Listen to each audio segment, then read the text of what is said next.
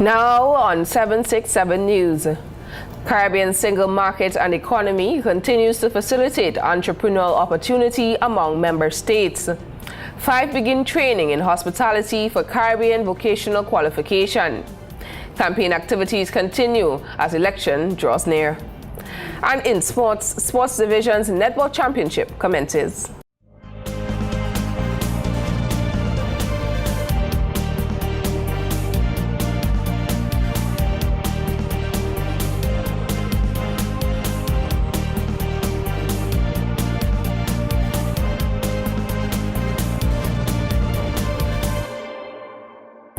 Welcome everyone, I'm Alicia George and you're watching 767 News.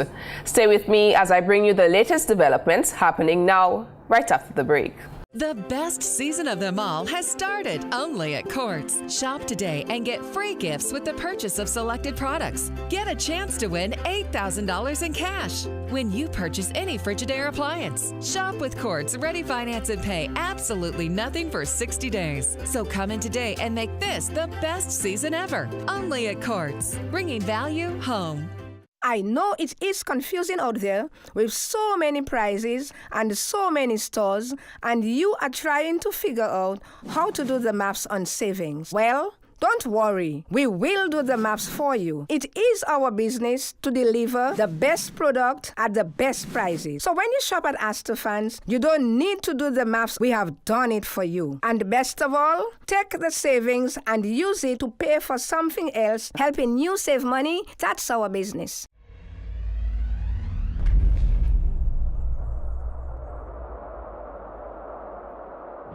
Boom, Miss and I, it's my time to get on bad when I jam in at everybody. Come celebrate with me, but if you don't know me yet, don't worry man, we go take a jam in a party. Yeah, put one hand in the air. 767 News. Welcome back. First up this news time, a 2-day CARICOM Single Market and Economy CSME Labor Stakeholders Regional Workshop, which focused on education, occupational classification, social security and social dialogue, concluded in Dominica on Tuesday, November 11th. The workshop, which began on Monday, was organized by the CARICOM Secretariat with the assistance of the European Union 10th ETF, CSME and Economic Integration Program. Speaking at day 1 of the workshop, communication specialist within the CSME unit of the CARICOM Secretariat, Celeste Hamilton, said the CSME, through legislative and administrative provisions, continue to facilitate jobs and entrepreneurial opportunities in member states. As we seek to expand the categories of skilled workers who can move and seek employment across member states, the development of the Caribbean Vocational Qualification, or CVQ, assumes major importance.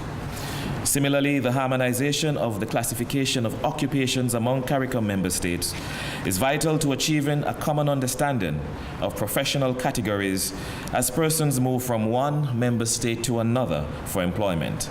And of course, we also want to ensure that persons can have their social security benefits move with them and not lose out on these because they have decided to live and work in another CARICOM country. Hamilton said all these issues and others are integral for the operation and successful implementation of the CARICOM Single Market and Economy among member states. The social and economic survival of our region depends to a large extent on creating our own opportunities, finding ways of creating financially viable projects that stimulate employment and entrepreneurial activity. The CSME is at the heart of this, and the more we know, understand, and share the message, the stronger our chances of not just surviving, but surviving competitively as a region will be. CSME is an integrated development strategy envisioned at the 10th meeting of the Conference of Heads of Government of the Caribbean Community, which took place in July 1989 in Grand Anse, Grenada. And 5 individuals on Monday began training in Caribbean Vocational Qualifications, CVQs, in the area of hospitality. Chief Executive Officer of the Discover Dominica Authority, DDA, Colin Piper, said the beneficiaries of this training will have a qualification that will be recognized regionally, in addition to possessing a skill that can also be applied regionally. Discover Dominica Authority is pleased to host Level 1 CVQ certification training in response to the dire need in the hospitality industry.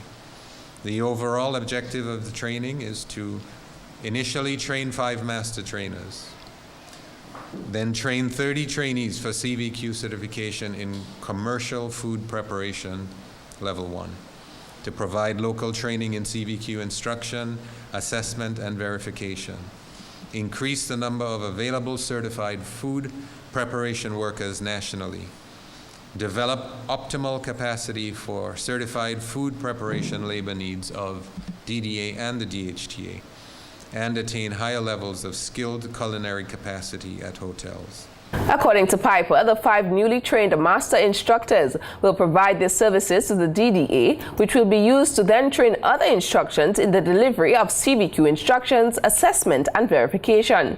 The participants are trained teachers in the area of food and nutrition from the Dominica Grammar School, Grand Bay Secondary, and the Ministry of Education. The second component of the training program will target existing employees at food service establishments, as well as others desiring to enter the arena of food preparation on a commercial scale. Dr. Paulette J. Dunn-Pierre of Barnett & Associates is the facilitator of the 10-day workshop.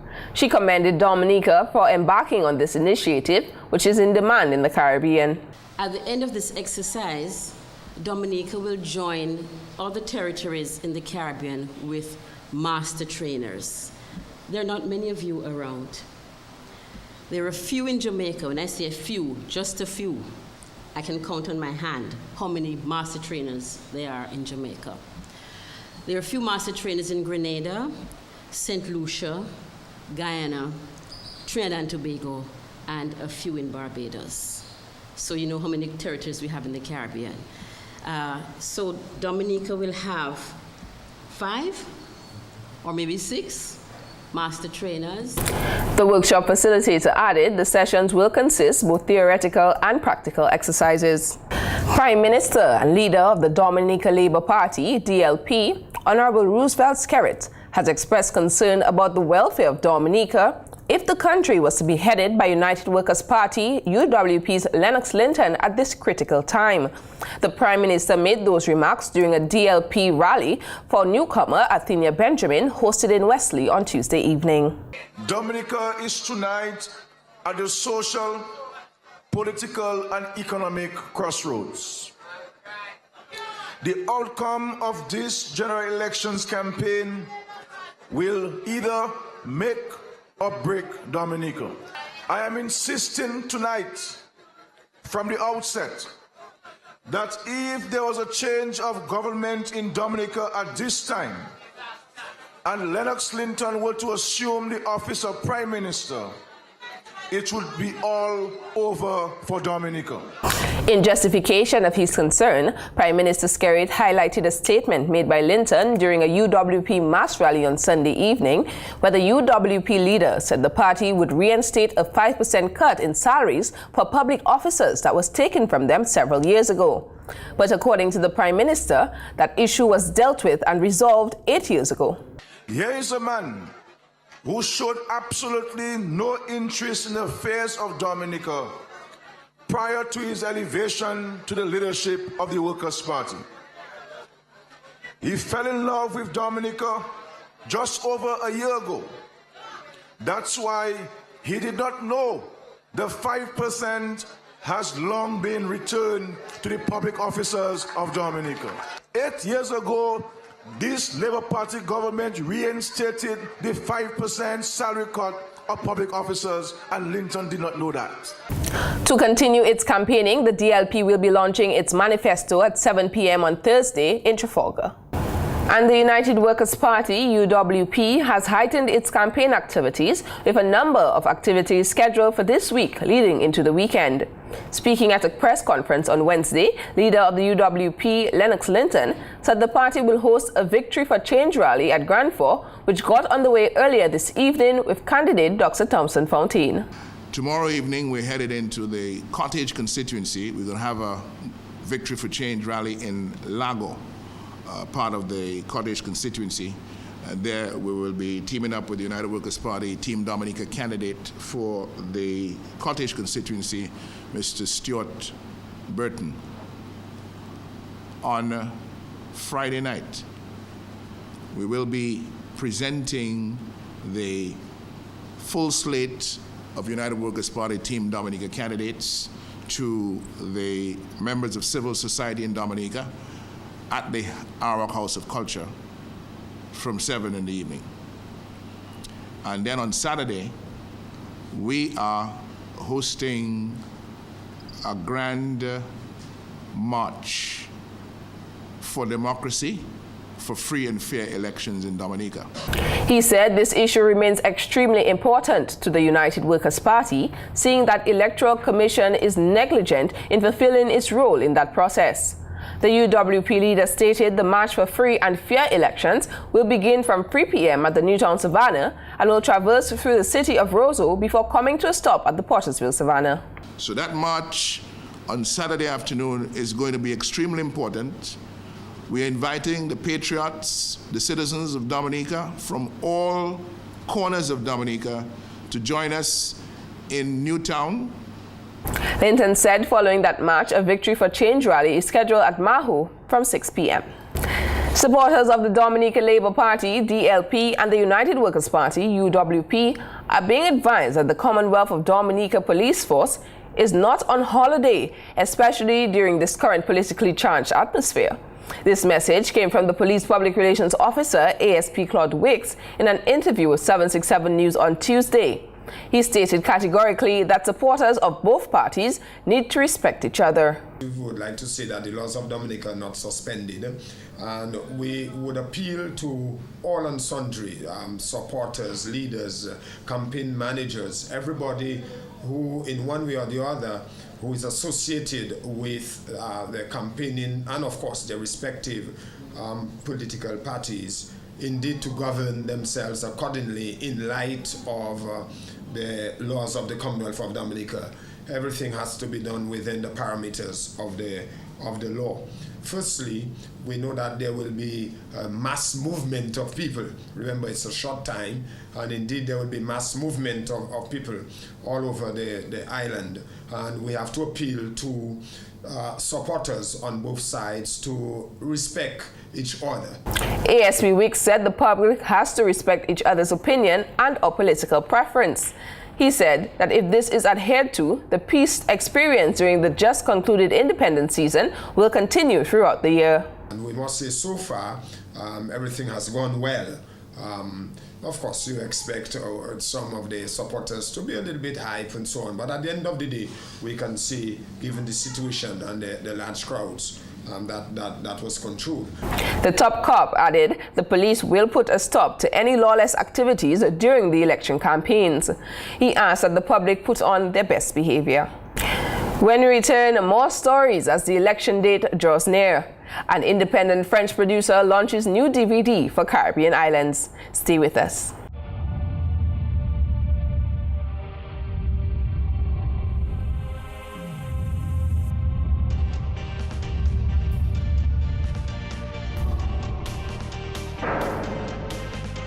There are big dogs and there are small dogs, but for all dogs, there's only one dog food, and it's called Winner's Choice. Winner's is packed with the best nutrition in a tasty recipe to give your dog a complete and fully balanced diet. The best scientific research goes into making Winner's dog food highly digestible, so your dog system stays healthy. So when you feed your dog Winner's dog food, everyone's a winner. And because Winner's Choice dog food is available from Astafans, you know it's the right price. Astafans, right place, right price. You have a sense of style. It's elegant. It's chic. It's modern. It's timeless. At Quartz, we have the widest range of furniture to suit any style, so you're sure to find something that's you. Furniture is fashionable, only at Quartz, bringing value home. Say hello to the Digicel DL700, our newest best value Android smartphone with a 4-inch display, front-facing camera, and a 5-megapixel rear camera. It's perfect for snapping and sharing. Plus, it's super fast, so you can play more, do more, and listen more. And choose to download from over 1 million apps in the Google Play Store. The Digicel DL700, the latest edition in the Digicel Android smartphone range. Make the smart choice. Digicel. Thanks for staying with us. Prime Minister and leader of the Dominica Labour Party, DLP, says the blame should be laid squarely on him for projects not undertaken in constituencies across the country over the past 5 years. Days leading up to the December 8th general elections, the finance minister told DLP supporters that if what they wanted done was not accomplished within the last 5 years, they should not blame the parliamentary representatives. The DLP leader spoke to that issue when he addressed hundreds at the official launch of the DLP election campaign last Saturday. So if what you wanted done was not accomplished within the last 5 years, do not blame it on your parliament. As Minister of Finance, I was responsible. The Reps asked and lobbied, but I had to feed thousands with a few fish and barley loaves I had at my disposal. Notwithstanding that, however, the Prime Minister is proud of the various infrastructure projects recently completed by his DLP administration. Rest assured that we do not have to build the Nicholas-Liverpool Highway again. We do not have to upgrade the Douglas Charles Airport soon again. Indeed, we will begin construction on a new international airport in this next term.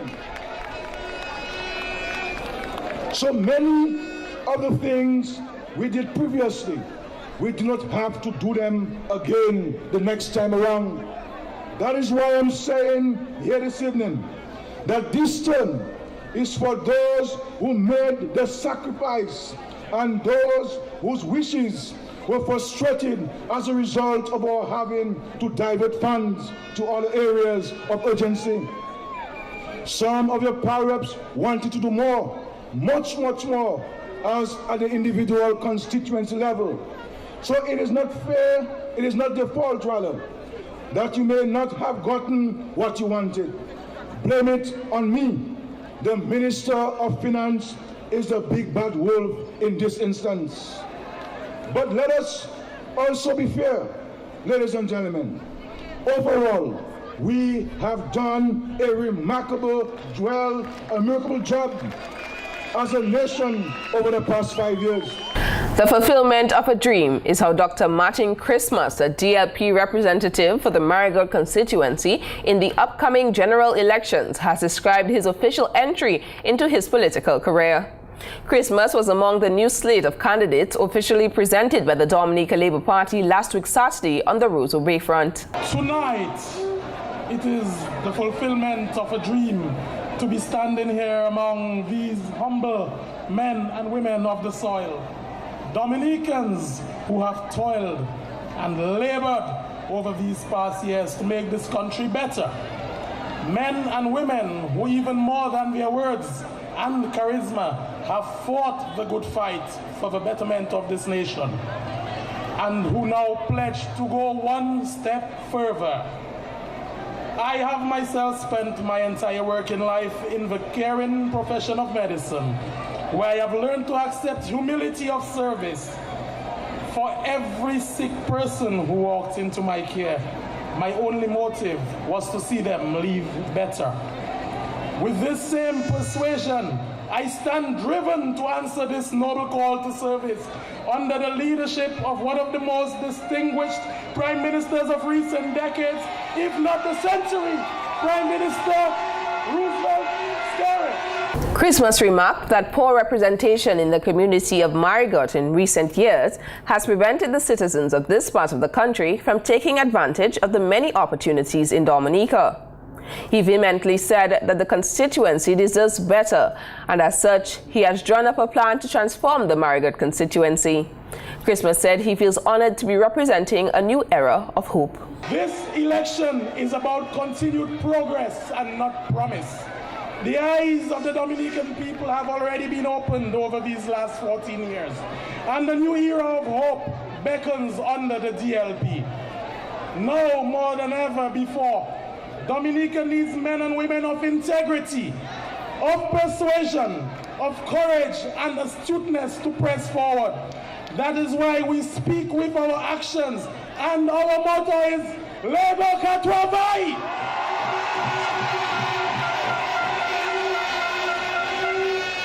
The Dominican Labour Party, under the leadership of Roosevelt Skerrit, has demonstrated that we have the leaders for the times, the vision for the times, and the willpower to take Dominica forward. Marigot and Dominica will no longer be the same come December 8th. He said if elected, he will work to bring about economic growth in all sectors. He ended his maiden speech as a political candidate by saying that change is only a must this Christmas with Martin Christmas, as his desire is to work to make Marigot the beacon of hope that it once was. And a DLP candidate in the upcoming elections, Honorable Ambrose George, is confident that he will be returned as parliamentary representative for the Roseau South constituency for a fourth consecutive time when Dominicans go to the poll on December 8th. George, who has represented the people of the Roseau South constituency for the past 19 years, began his political career in 1979 and became the parliamentary representative in 2000. He is convinced that during his political career, he has gained the confidence of the people of the Roseau South constituency, and come December 8th, the people of the Roseau South constituency will give him their support. He spoke proudly of the ways in which his constituents have benefited from the work of the Dominica Labour Party. The Yes We Care program, we have benefited. The housing program, we have benefited. And in most recent times, the Silver Lake housing apartments, brothers and sisters. Thanks to the Dominica Labour Party. There's one thing I will always remember till I depart from this earth, is the water project for the people of Eggleston and Jordan, brothers and sisters. $7 million was spent in the twin villages, brothers and sisters. The people had not had a pipe and water for over 100 years.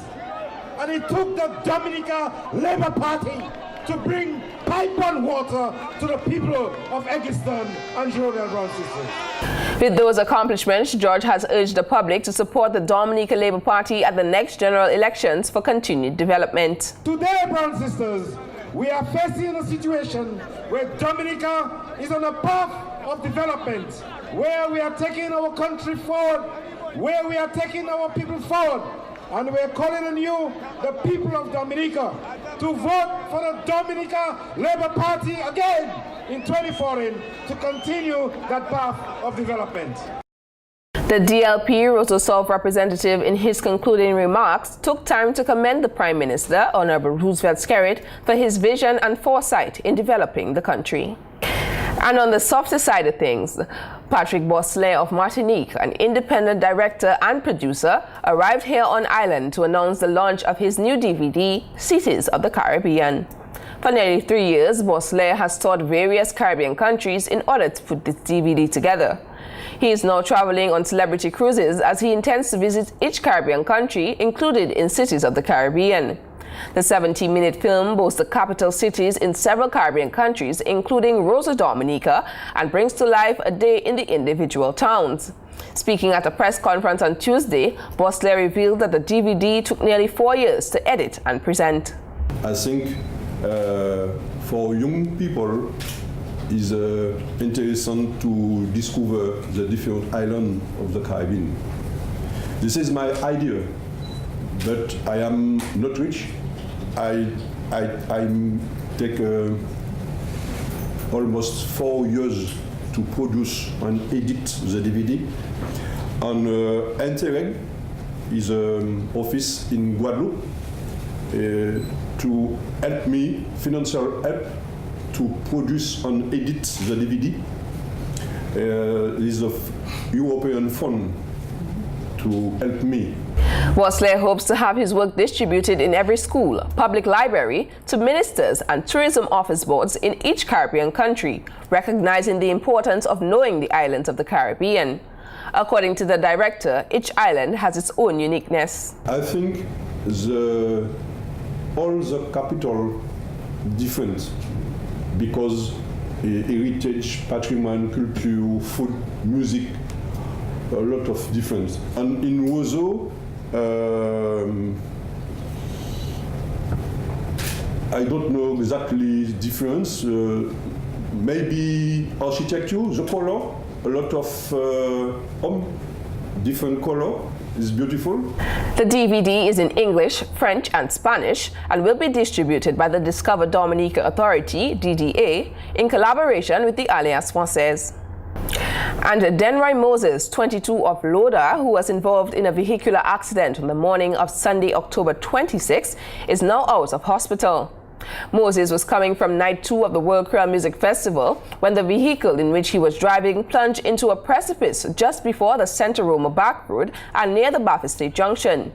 He was transported to the Princess Margaret Hospital by accident and emergency personnel. Moses was said to have suffered severe head injury and was in a comatose state for several days. Thankfully, he has since been released from the hospital and is doing quite well. According to Moses, he has no broken bones, only some neck and hand pain, as well as pain in the back of his head. And that's all for local news. The latest in sports is coming up next with Larry, so stay tuned. I made a stupid mistake. See where it's now landed me.